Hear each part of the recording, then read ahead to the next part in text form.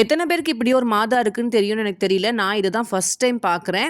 நான் வந்து ரீசென்ட்டா பாண்டிச்சேரி போகும்போது ஹைவேலயே ஒரு 20 கிலோமீட்டர்ஸ் முன்னாடியே, பாண்டிச்சேரிக்கு முன்னாடியே வந்து ஒரு இடத்துல வந்து இந்த ஊஞ்சல் மாதாவோட கன்வென்ஷனல் சென்டர் பார்த்தேன். இது சர்ச் இல்ல. இது ஒரு கன்வென்ஷனல் சென்டர். அது பக்கத்திலேயே வந்து லூர்து மாதா சர்ச். இதான் வந்து லூர்து மாதா சர்ச். அது பக்கத்திலேயே ஒரு தோட்டத்துக்குள்ள இந்த கன்வென்ஷனல் சென்டர் இருக்குது.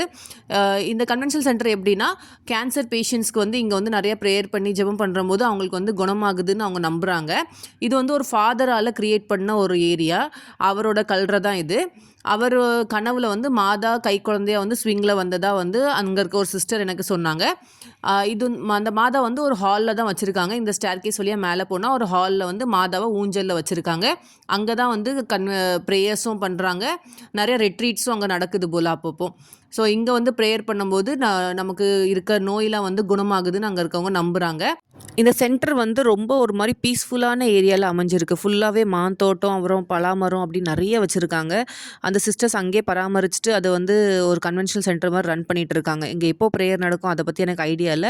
இங்க நெறைய ஸ்டோரீஸும் வந்து எழுதி ஒட்டியிருந்தாங்க. அது வேணா நீங்க ஸ்கிரீன்ஷாட் பண்ணி பார்த்துக்கலாம். பட் இந்த தோற்றம் மாதாவோட தோற்றம் வந்து நான் ஃபர்ஸ்ட் டைம் பார்க்கும்போது எனக்கு ரொம்ப டிஃப்ரெண்ட்டா இருந்தது. நல்லா உட்காந்து பிரேயர் பண்ணிட்டு, சிஸ்டர்ஸ்ட்டயும் நல்லா பேசிட்டு, அவங்க எனக்கு கொஞ்சம் நெறைய மாம்பழமும் குடுத்தாங்க. அதையும் வாங்கிட்டு சந்தோஷமா வந்தோம்.